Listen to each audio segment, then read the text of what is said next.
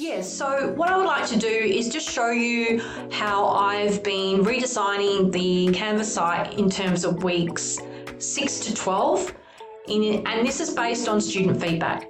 So during the mid-semester break, we were able to collect some feedback from students, and I just want to really highlight and say thank you to those students who have provided us with feedback. And one of the key feedbacks that was mentioned is that some students are quite concerned about AI being used when it comes to learning and teaching. And as you know, at the beginning of this course, I made it very clear that I highlight exactly where AI-assisted content has been designed by myself, and I make sure that's really clearly flagged in the Canvas site for Global Careers course.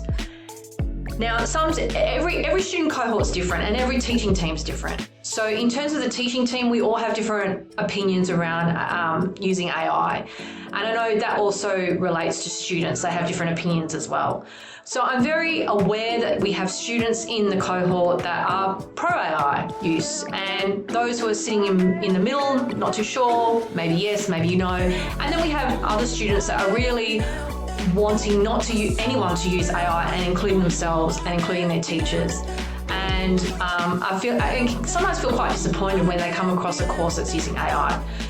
So I really reflected on that, and I thought, well, what's happened here is that I haven't made it clear exactly when I am using AI-assisted content creation, how I'm doing that, what's the purpose of it, and that is actually optional. And it's me going above and beyond something that I don't actually need to do, but I've chosen to do for a particular reason. And I want to show you today what that means and how I've taken on that feedback and improving my own practice, and hopefully will enhance your learning experience because of that. So here I'm looking at week 8, which is at the back end of the Canvas. This is where your screenshot is showing at the moment.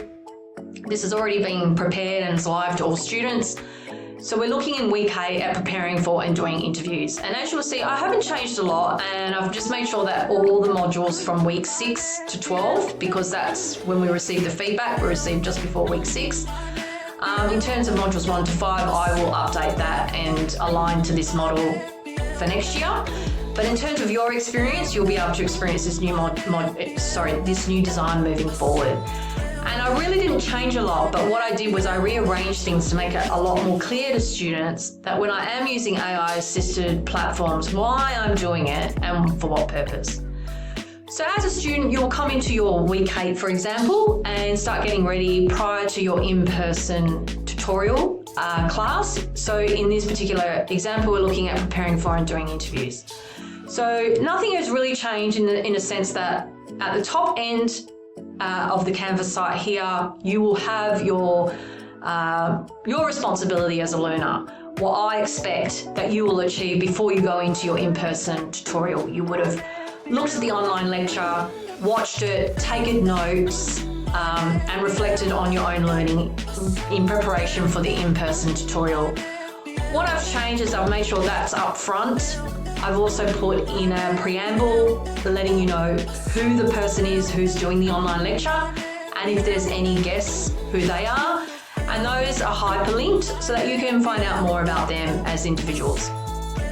And then I've also, every week will be different, but in terms of this example, I also have an interview simulation exercise that I would expect all students to at least explore and have a look at. And many students at RMIT might not even know this exists. So that it would be something that you first do in terms of your responsibility as a learner. Thirdly and finally, you will need to look at your reading list for week 8 and actually do your readings, which means read these set readings, and there's also an optional additional reading list for those who want to get a little bit more out of this course, but again, it's optional. Then what I've done is I've replaced the lightning talks. Instead of that being up front, it's right down the bottom, because these are optional. They are not something that I would expect all students to participate in. However, I do believe that if you did participate in them, you would get a lot out of it. I've gone above and beyond. It's something I don't have to do, but it's something that I want to do because I know helping and supporting diverse students in terms of those students who might have carers needs, those students who might be trying to juggle 3 jobs, those students are not well. I don't want to deter them from coming to the in-person tutorial because they haven't had time to do the readings or they don't really know what this week is about. So they can come here, quickly digest this in time, on the tram, on the train, coming to class, and then they're not wasting their time, the teachers aren't wasting their time, and we're at least able to all start at some point where the homework has been done. So what I've done here is I've positioned these resources, these additional resources here, and I've linked them to reflective questions to help you prepare for your in-person tutorials. I've also got why these resources are provided, as well as which ones are actually AI assisted, and if that's the case, what platform I've used and why I've done this in terms of the purpose. So it really is to assist students with who are diverse learners or have time constraints, language needs, neurodiversity, because they all have captions, for example. And also, one of my expectations is that a student in this cohort who does not want the teachers to use AI and they don't want to use AI may not be necessarily realistic or something that we can achieve, because I actually will continue to use AI because I think it's very important for me to develop my skills so that I can help you with your AI literacies, because the world of work wants to know whether you do have AI literacies, and if you don't, or you're in a situation of work, for example, social work, where you're in field education where you can't use AI and it's not something expected or ethically right, you also need to know the reasons behind that and have a good understanding of that. That is also AI literacy as well. So please note, as I highlight this and come to the end of this presentation, these lightning talks are optional. They are there to support. They are not there to replace the expectations and responsibilities of students to do the set readings, the set online lecture, and any other additional learning activities that I put in the front part of the Canvas course site. So I do hope that makes it a lot clearer for students, and also helps those students who have every right to say, I don't want to see my course having AI content developed. I actually see AI as taking over jobs and I want to prevent that. There's an ethical reason for that and a moral reason for that. And I get that and I understand that. So I just wanted to make it really clear through this new design that we are now implementing. And let's face it, we're all learning together when it comes to AI.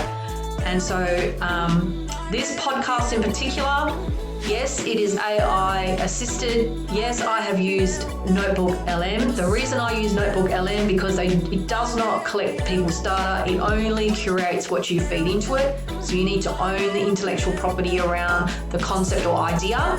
And it really allows you different options to present brief summaries of particular readings. And in this case, I chose it to be 2 people having a podcast and a conversation, just to help those students who might need that little bit of extra support. But again, it's optional. So I do hope that is helpful. Thank you again for the feedback. Really want to highlight that we welcome feedback, and if we can pivot in time, we will. And if we don't know it's not working for you, then we will always find that hard to pivot quickly. So do appreciate that early feedback loop that you've provided as a student cohort. So yes, an example here of the new design, and again, welcome any further feedback, and thank you very much.